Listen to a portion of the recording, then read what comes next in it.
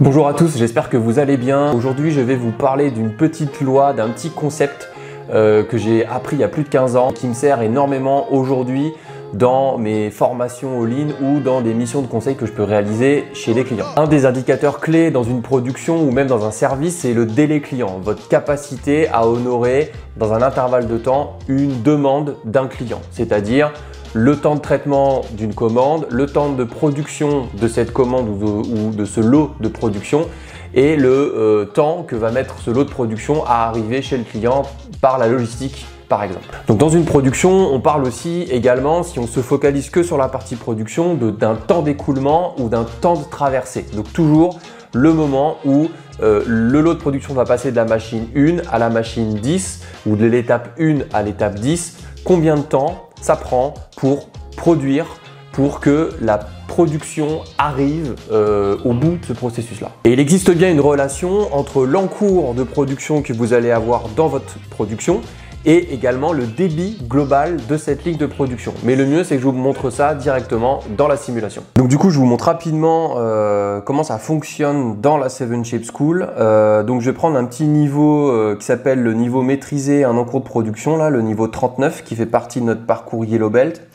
Comme vous allez le voir, en fait, c'est un niveau assez simple. Le premier objectif, c'est d'atteindre un temps de traversée en dessous d'une 40 et de fabriquer plus de 12 drones par minute. Alors du coup, je vais faire une petite pause rapidement dès le début. Vous avez 3 postes de travail, donc le stock de matières premières, toutes les matières arrivent d'ici, et le stock de produits finis où derrière on va retrouver la logistique.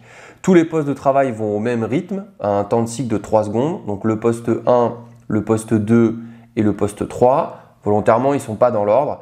Et au niveau de la toolbox, la seule chose que l'on peut modifier, c'est l'encours par palette. Alors, je vais laisser tourner rapidement la simulation pour voir ce que ça donne, pour avoir un premier niveau d'encours.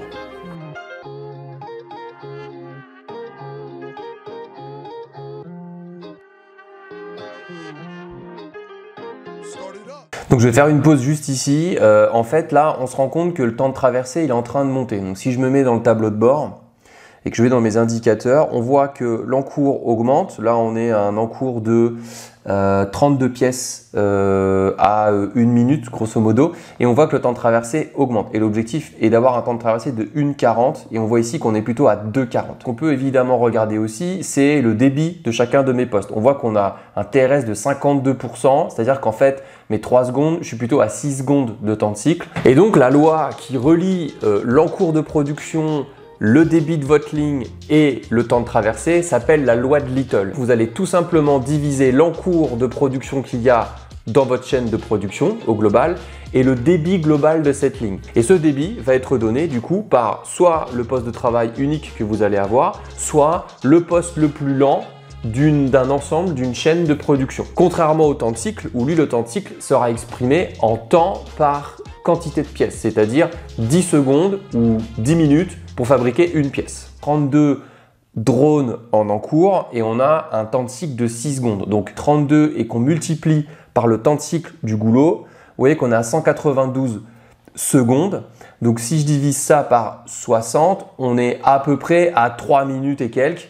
Donc finalement, je vais me rendre compte que je suis là à l'instant T plutôt à 3 minutes puisque nous, notre temps de traversée il est calculé par rapport à un intervalle de temps entre les drones rouges envoyés ici.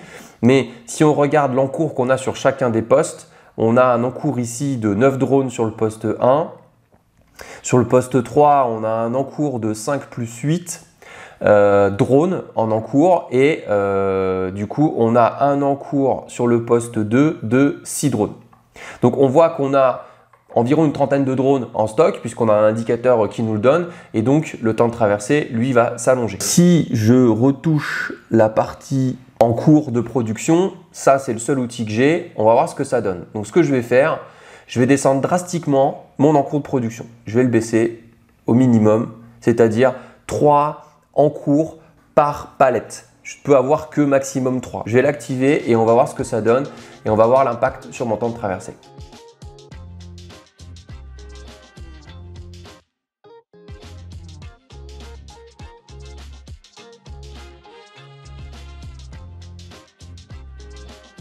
Pause avant de terminer le défi. On se rend compte que ce qui s'est passé, étant donné qu'on avait poussé de la matière première sur cette ligne de production, la première chose qui a été faite, c'est de prioriser le dernier poste de travail et de livrer les drones fabriqués.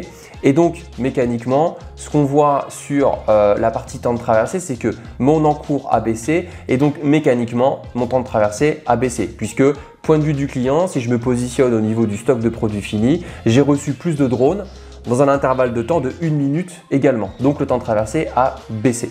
Et donc là, on ne va pas être très loin d'approcher notre temps de traversée cible. Je vais continuer la simulation et théoriquement, à la prochaine minute, on devrait gagner le défi. Voilà. Et donc, vous voyez bien qu'il y a bien une relation entre l'encours, le débit de ma ligne, la capacité, on a regardé à travers les TRS, et le temps de traversée. Ce temps, il va varier dans le temps puisque votre encours va varier et que votre débit également va varier. Donc, pour réduire un temps de traversée, il va falloir travailler autant sur l'encours, la maîtrise de vos encours, et également le débit, votre capacité, la performance de votre machine ou de vos machines, de manière à avoir un débit maximisé. Et ça, en travaillant sur ces deux parties de l'équation, vous allez du coup optimiser votre temps de traversée.